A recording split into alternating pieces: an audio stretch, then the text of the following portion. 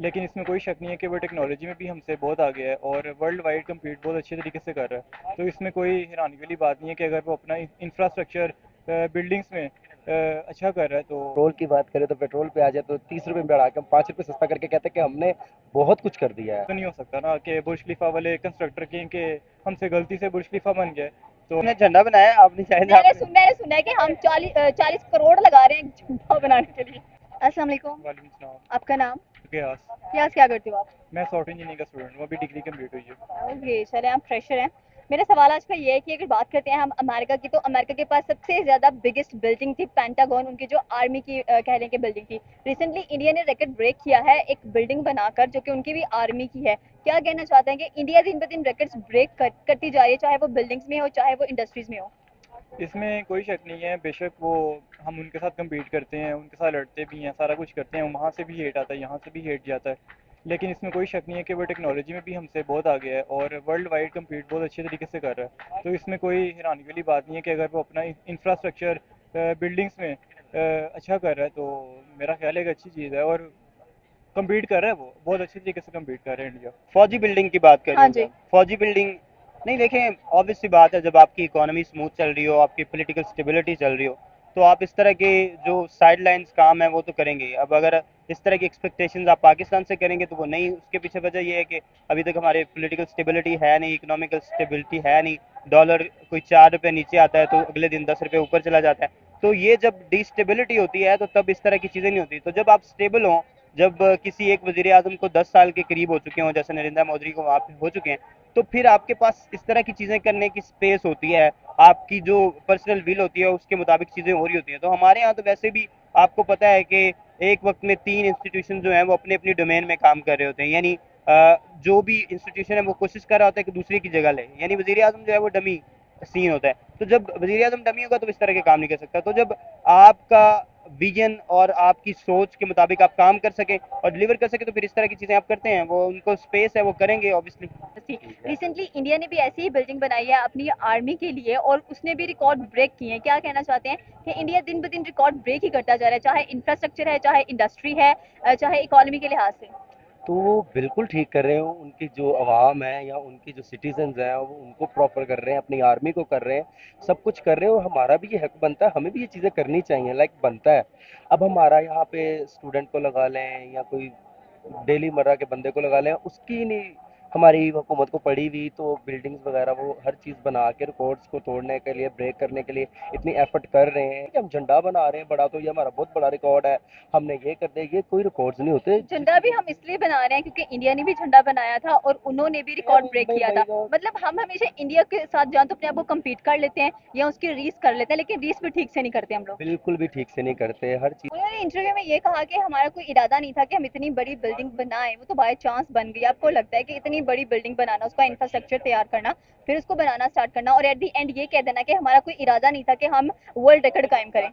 नहीं, ऐसा कुछ नहीं है, ये सिर्फ वो ब्लैक शीप वाली चीज़ है। सब कुछ प्लान्ड होता है और एक प्रॉपर प्लानिंग के साथ चीज़ चलती है। ऐसे तो नहीं हो सकता ना कि बुर्ज खलीफा वाले कंस्ट्रक्टर के हमसे गलती से बुर्ज खलीफा बन गए तो हम गलती से टॉलेस्ट बिल्डिंग अपने एरिया में ऑन करते हैं। तो ये सब कुछ प्लान होता है, ऐसा कुछ नहीं है, ये सिर्फ स्क्रीन की हद तक होता है। तो आपको क्या लगता है कि पाकिस्तान के अंदर भी ऐसी बिल्डिंग्स होनी चाहिए या नहीं? इंफ्रास्ट्रक्चर बहुत मैटर करता है। ऐसी बिल्डिंग्स स्पेशली टूरिस्ट देखने के लिए आते हैं। बिल्कुल होनी चाहिए क्योंकि हमारे पास इंफ्रास्ट्रक्चर इतना अच्छा नहीं है। आप कराची को कंपेयर कर लें लाहौर के साथ, तो वहाँ भी आपको अंदाज़ा हो जाएगा कि बिल्डिंग्स लाहौर में बहुत कम है, इंफ्रास्ट्रक्चर इतना अच्छा नहीं है। हम यूट्यूब पे भी ऐसे चैनल्स ओपन करें जहाँ पे बताया जाता है कि वर्ल्ड टॉलेस्ट जो बिल्डिंग्स हैं वो इन इन स्टेट्स के अंदर मौजूद हैं, तो पाकिस्तान का नाम भी लिहाजा इतना ज़्यादा शो नहीं होता जितना इंडिया का नाम शो हो जाता है वहाँ पर। फिर वही बात है अगेन कि इंडिया काफ़ी अच्छा compete कर रहा है वर्ल्ड वाइड, इसमें कोई शक नहीं है। लेकिन हमें वो एक आदत है उनके साथ हर चीज़ में compete करने की। तो इस चीज़ को हमें एग्री करना चाहिए कि इंडिया नो डाउट, मैं साइड नहीं ले रहा उनकी, ये एक फैक्ट है। इंडिया नो डाउट एक काफ़ी अच्छा कंपीटिंग कंट्री में आता है। इंडिया कम्पीट भी अच्छा कर रहा है, वो आगे भी अच्छा बढ़ रहा है, उसकी करेंसी भी 18 मुल्कों में इस्तेमाल हो रही है, 47 मुल्क उसको बगैर वीज़ा अपने मुल्कों में आने की इजाज़त दे रहा है। पाकिस्तान का वीज़े की कोई अहमियत नहीं है, ग्रीन कार्ड होते हुए भी हम कहीं पर जा नहीं सकते। अपने मुल्क में टूरिज्म भी हमने बेहतर नहीं किया हुआ, वो भी दिन ब दिन चलता जा रहा है। गिलगित बल्तिस्तान वाले और आज़ाद कश्मीर वाले ये कहते हैं कि हमें आज़ाद कर दें, हमें अलग स्टेट्स बना दें, तो पाकिस्तान का फ्यूचर कहाँ पर एग्जिस्ट कर रहा है। और वहीं जम्मू एंड कश्मीर की बात करें तो इंडिया ने वहाँ पर भी इतना ज़बरदस्त बजट सेट किया हुआ है अपना। देखें, मुझे पाकिस्तान का कोई भी किसी भी तरह से फ्यूचर बेहतर होता हुआ नज़र नहीं आता। रिसेंटली मैं 1 वीक पहले इधर नारायण खान वाली साइड से होके आया था, और वहाँ पे भी इंसिडेंट आपने सोशल मीडिया पे देखा होगा कि वो बंदा बाबूसर टॉप पे गया हुआ था, और एक यंग से लड़के ने उसके सामने पिस्टल कर दी थी कि जो भी आप चीज़ें निकाल दो। तो वहाँ पे जब उसने पुलिस को इन्फॉर्म किया तो उन्होंने आगे से उनको कहा कि जो भी आपके पास वीडियोस और पिक्चर्स हैं इससे रिलेटेड, वो आप डिलीट कर दें। तो जब ये चीज़ें चलेंगी, आपकी मतलब जो कानून इतना वीक है, आपको कानून दबाने की कोशिश करता है, तो फिर आप कैसे ये एक्सपेक्ट कर सकते हैं कि पाकिस्तान ऊपर जाएगा? तो मैं नहीं समझता कि पाकिस्तान बेहतर होगा। नहीं देखें, ये हो सकता है कि उसकी विथ लेंथ के बारे में इन्होंने कुछ ना सोचा हो, लेकिन ऑब्वियस सी बात है जब आप कोई बिल्डिंग बनाते हैं तो उसके पीछे आपके कुछ जो है वो मामलात होते हैं, कुछ अजायम होते हैं व्हाट्सएवर।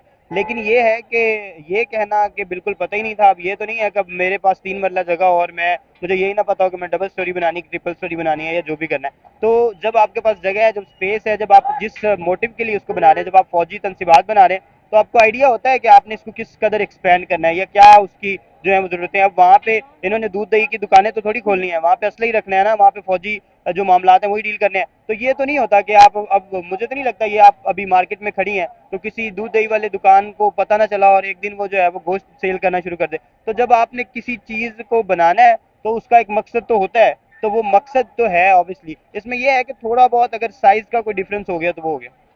नहीं, हमने झंडा बनाया, आपने शायद आपने मैंने सुना है कि हम 40 करोड़ लगा रहे हैं एक झंडा बनाने के लिए।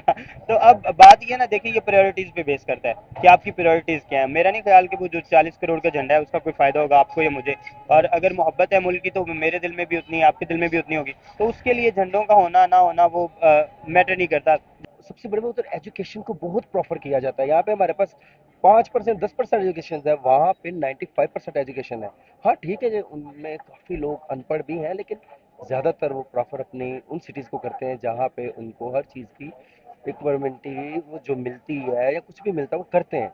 तो पाकिस्तान के अंदर जो एजुकेशन सिस्टम है, आपने कहा कि इंडिया का बहुत अच्छा, लिटरेसी रेट भी इंडिया का बहुत अच्छा है। हमारे यहाँ पर देखा जाए तो लिटरेसी रेट में फीमेल सबसे ज़्यादा कम आती हैं, क्योंकि हम एजुकेट करना उनको प्रेफर नहीं करते नहीं हैं। करते। और अगर वो एजुकेट हो जाती हैं, अगर वो टॉपर भी हैं, तो उनको शादी करना ज़्यादा प्रेफर करते हैं। ऐसा ही है, मेरे अपने घर की बात बता रहा हूँ, ऐसे सर बता रहा हूँ कि मेरी जो सिस्टर है उसको मैंने कहा कि आप बेटा पढ़ो, लेकिन आगे से मेरे बाबा ने कहा कि नहीं, हम इसकी शादी कर, 10th में थी अभी तो उसकी शादी कर दें। अच्छा, उन्होंने कहा कहा लड़ाई करने के बाद मैंने उसको पढ़ने के लिए मजबूर किया। अब वो पढ़ाई अपनी कंप्लीट करे, अब वो एमए कर रही है। लेकिन इसके लिए मुझे 4 भाइयों से लड़ना पड़ा, बाबा से लड़ना पड़ा, फैमिली में इसकी शादी कर दो, ये हो गया, ब्ला हो गया, ब्ला ब्ला। काफ़ी कुछ है। हमें ये चीज़ें पता नहीं क्यों उनको ही देख रहे हैं कि लड़की पढ़ गई है, बस इतना पढ़ा है, बच्चे पढ़ा लेगी, हाउसवाइफ बन जाएगी, ये हो जाएगा, वो हो जाएगा। ऐसा कोई नहीं है। हमें ओके, थोड़ा लास्ट सा क्वेश्चन नॉलेज है ये कि पाकिस्तान के अंदर आपको ऐसी बिल्डिंग्स नजर आती हैं जो कि टूरिस्ट को अट्रैक्ट करें अपनी तरफ, और खासकर जो टूरिस्ट हैं वो पाकिस्तान में आए, और हमारे जो गिलगित बल्तिस्तान वाली साइड्स हैं, नॉर्दर्न एरियाज, उन पे भी हम पैसा लगाना गवारा नहीं कर रहे। ये बात बिल्कुल आपने ठीक है। वो सबसे ज़्यादा खूबसूरती पाकिस्तान में है, जिसके ऊपर हम पैसा लगाना बिल्कुल भी अच्छा नहीं समझते। अच्छा, अब दूर नहीं जाते हम, किसी गिलगित बल्तिस्तान तो बहुत दूर है, हम अपने ये फोर्ट को देख लेते हैं जो किला है। बिल्कुल। कितना अच्छा है, कितना पुराना इतिहास, 3000 पुराना इतिहास पड़ा हुआ है। लेकिन आए दिन बस लाल ईंटें लगा दी, देन बस क्लियर कर दिया जी, ओके हो गया, हमने अपनी तरफ से कर लिया है। ये बस